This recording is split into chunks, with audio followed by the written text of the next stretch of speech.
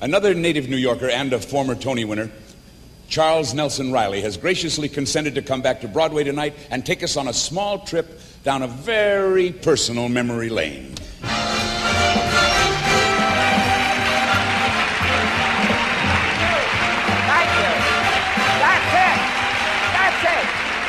Hello.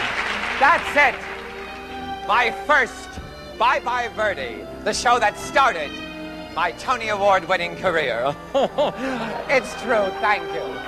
I never did national companies. It was right on the stage of the beautiful Schubert Theater, and Elliot was in the pit. And of course, that was Strauss and Adams' very lovely Put on a Happy Face, which I didn't sing because I was changing upstairs. That was sung by a Dick Van Dyke. But when I came down and I sang my song, I made musical comedy history, didn't I, Maestro? You see, because I introduced to the Broadway theater for the first time what Donizetti and Bellini so long had done in grand opera. The spoken recitative. Thank you so much. Which I might add was used so wrongly earlier in The Music Man. But, of course, may I please illustrate? Maestro, please. This is spoken. Is he engaged? Is Conrad engaged? There's absolutely nothing to the rumor he's engaged. She's a real pal, like a sister, but it doesn't mean nothing. Now, Peggy Lee never recorded that song. Because you'll see that most of... Well, you know this. You know your albums. How are you? Now, Peggy Lee never recorded this, nor did many of the artists do my songs. Why? Because they have an emotional range and an intensity that few artists can handle, and for that I'm very grateful to the composers of mine who have come tonight. But moving right on to 1961, Elliot again in the pit. And of course, how to succeed in business without really trying. This time I was at the 46th Street Theater, and of course that's Frank Lesser's very wonderful I Believe in You, which of course I didn't sing because, again, I was changing upstairs. But I left the door open this time, and I'll never remember on that third floor Bobby Morris's wonderful performance, and I knew he had a hit. But when I came down, I sang again something that made history, because this year I introduced the spoken declaration, the emotional outcry. It's all in your book, students. The emotional outcry. The emotional outcry that just precedes a song. Who could ever forget when I introduced from the stage of the 46th Street Theater this declaration? No coffee! I can take my coffee break, my coffee break, my coffee break. If I can take my coffee break, something within me dies. Now forget your Pippins, forget your cabarets. This was Fosse at his best. Moving right along, 1964. Thank you, Gower. Thank you. Hello, Dolly, the great song that I used to change by upstairs.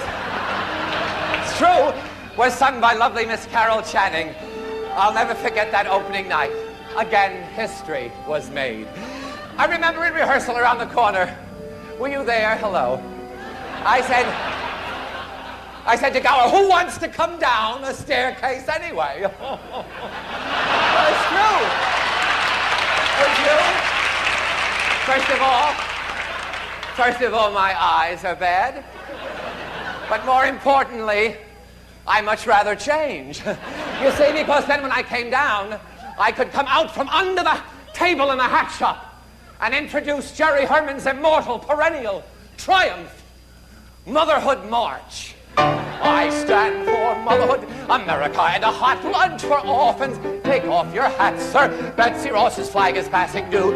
You see him on the hill at Gettysburg, neath that great triumphal arch. Chills, chills, chills, a career of chills. And then moving on to 1965. 1965 found me on the stage of the Lunt-Fontanne Theater.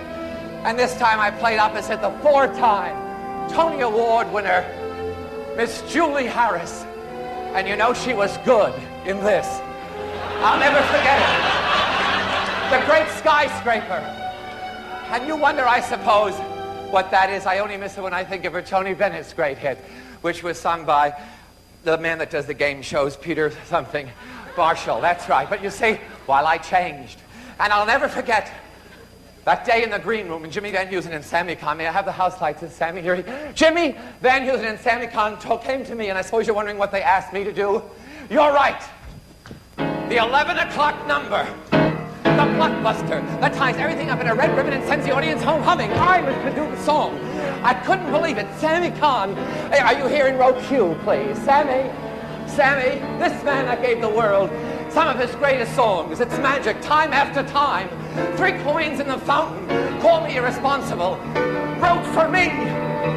Spare that building. I couldn't believe it. It was unbelievable, that moment in history. Thank you very much. And, well, there was never any doubt there was no other choice for the role. You see, everybody else was changing. Spare that building, don't tear it down. No, no, no. Spare, oh, Maestro, excuse me, please. I must explain that the no-no-nos were put in out of town. You see, students, they are not in the original cast score, if you're searching in your libraries, but they are in the cast album, capital 9025432 mono and stereo. Please, spare that old, tear that old, rare that perfectly falling down old, big ending, Maestro, building down. Okay, it's been lovely. Now, I want to explain one thing. Oh, I'm sorry. The orchestra is playing a big hit song, which of course means I must change. But please excuse me.